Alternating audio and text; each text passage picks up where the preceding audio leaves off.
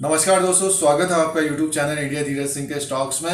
Bank of Baroda stock की बात करते हैं इस वीडियो में। स्टॉक प्राइस है 75 रुपीज़ और 2 से 3% इसमें बढ़ोतरी हुई है। एक तरह से बैंक ऑफ बड़ौदा ने पिछले 2-3 महीने में काफ़ी अच्छा रिटर्न दिया है। जिन निवेशकों ने लगभग 40 से 50 रुपये के आसपास लिया है, क्योंकि ये PSUs बैंक बढ़ नहीं रहते, बट ये कि PSUs बैंकों में तेजी है और उसमें से बैंक ऑफ बड़ौदा भी ऊपर की तरफ गया है। इसका 52 वीक लो है दोस्तों 36 रुपया और 52 वीक हाई है 97 रुपये 85 पैसा। यानी मीन्स आप देखिए निफ्टी बैंक ने अपना हाई, इस तरह से हम निफ्टी बैंक को हम देखते हैं तो उसने अपना हाई ब्रेक किया है दोस्तों, वहां से थोड़ी सी गिरावट है। बट PSUs बैंकों में अभी ये तेजी नहीं आई है और उसके तमाम कारण हो सकते हैं, जैसे कि gross NPA, net NPA। But ये है कि पिछले 3 महीने में अच्छा रिटर्न मिला है बैंक ऑफ बड़ौदा में।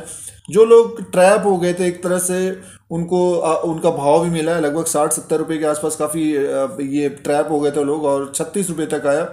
इसका मार्केट कैप की बात करते हैं 34,746 करोड़ का है इस वक्त। फेस वैल्यू 2 रुपीज़ का है।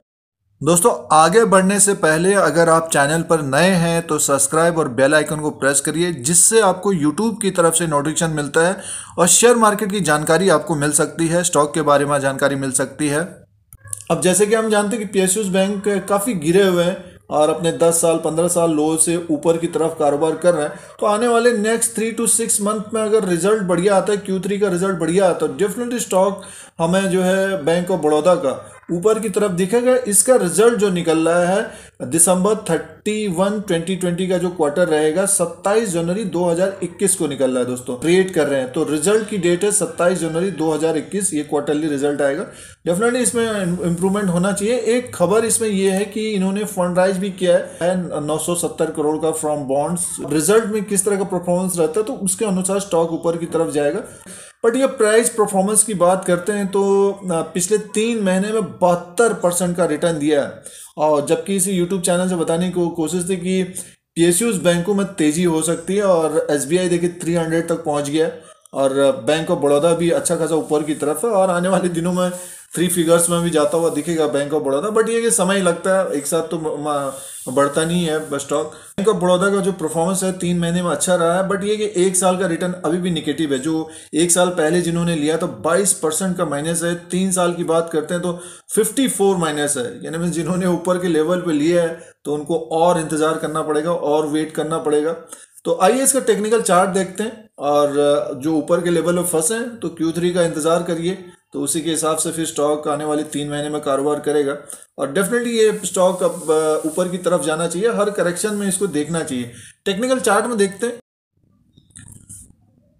दोस्तों। बैंक ऑफ बड़ौदा का चार्ट लगा हुआ है, कैंडल्स हैं, डेली कैंडल्स हैं, 75 के आसपास कारोबार कर रहा है। देखिए एक बड़ी गिरावट आई थी 1 साल पहले, जो ये 100 के ऊपर कारोबार कर रहा था, तब ये बात चल रही थी कि लगभग 144 150 तक जाएगा।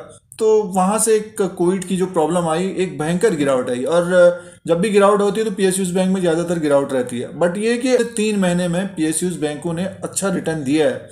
जिन्होंने भी लगभग 40-50 रुपीज़ के आसपास खरीदा है तो अच्छा रिटर्न एक तरह से मिला। अब यहाँ से आगे क्या चलेगा, अब यहाँ से आगे की तरफ क्या होगा तो उसकी बात करते हैं दोस्तों, क्योंकि अब ये तो 75-74 के आसपास आ गया है। तो यहाँ से ऊपर की तरफ और कितना जा सकता है, तो जाहिर सी बात है ये जो गिरावट हुई थी तो यहाँ तक जाने में अभी समय लग सकता है इसको। बट ये है कि जो Q3 का रिजल्ट आएगा तो 80 रुपीज़ के ऊपर अगर ये कारोबार करने लग जाता है तो मान के चलिए ये जो गैप दिख रहा है ये इसको भरता हुआ दिखेगा आने वाले समय में। तो ये लगभग 90 to 100 तक आने वाले समय में जाता हुआ दिख सकता है।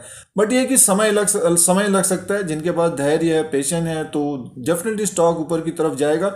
अप ट्रेंड में है एक तरह से, अगर डेली के हिसाब से हम देखते हैं तो अप ट्रेंड में है, वीकली में भी अप ट्रेंड में है।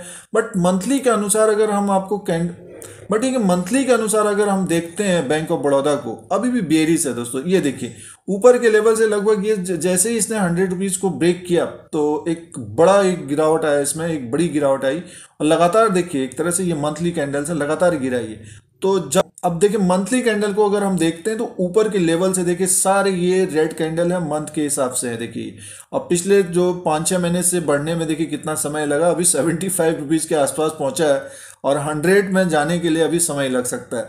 तो इस कैंडल को इसने फिल तो कर दिया, देखिए एक तरह से इस कैंडल को फिल किया है, तो यहीं पे एक हर्डल है, बड़ी आसान तरीके से आप देख सकते हैं। और 77-78 रुपीज़ के ऊपर अगर क्लोज होता है तो फिर इस कैंडल को पकड़ने की कोशिश करेगा। और इसको अगर हम रीड करते हैं तो सीधे से हमें दिखता है, इसका टारगेट दिखता है लगभग 92 रुपीज़ के आसपास तक दिखता है, 92 या 93 तक जाता हुआ दिख सकता है। सबसे बड़ी बात यह है कि अगर 74 रुपये पे कोई ले रहा है, अगर स्टॉप लॉस नहीं लगाना चाहता है, तो देखिए इसका लो है 61 रुपया 80 पैसा और हाई बना है 77 रुपये 85 पैसा, लो भी 61 रुपया 60 पैसा और अभी चल रहा है 74 रुपये 80 पैसा।